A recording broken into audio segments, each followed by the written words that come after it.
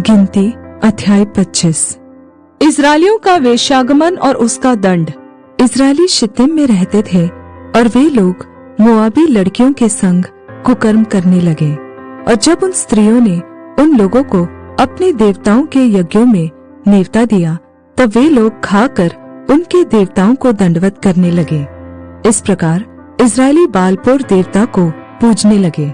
तब यहोवा का कोप इस्राएल पर भड़क उठा और यहोवा ने मूसा से कहा, प्रजा के सब प्रधानों को पकड़कर यहोवा के लिए धूप में लटका दे, जिससे मेरा भड़का हुआ कोप इस्राएल के ऊपर से दूर हो जाए।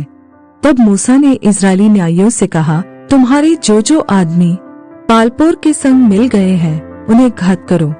जब इस्राएलियों की सारी मंडली मिलाप वाले तंबू के द्वार पर रो रही थी, तो एक इस्राएली पुरुष मूसा और सब लोगों की आंखों के सामने एक मिद्यानी स्त्री को अपने साथ अपने भाइयों के पास ले आया।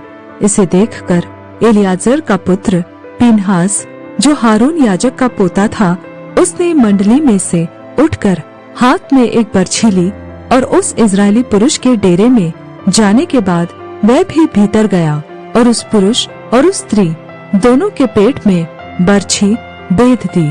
इस पर इस्राएलियों में जो मरी फैल गई थी वह थम गई और मरी से 24,000 मनुष्य मर गए।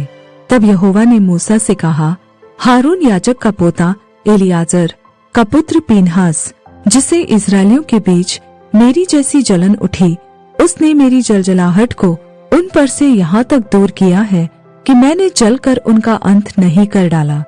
इसलिए तू कह दे कि मैं उससे शांति की वाचा बांधता हूँ, और वह उसके लिए और उसके बाद उसके वंश के लिए सदा के याजक पद की वाचा होगी, क्योंकि उसे अपने परमेश्वर के लिए जलन उठी और उसने इस्राएलियों के लिए प्रायश्चित किया। जो इस्राएली पुरुष मिद्यानी स्त्री के संग मारा गया, उसका नाम जिम्री था।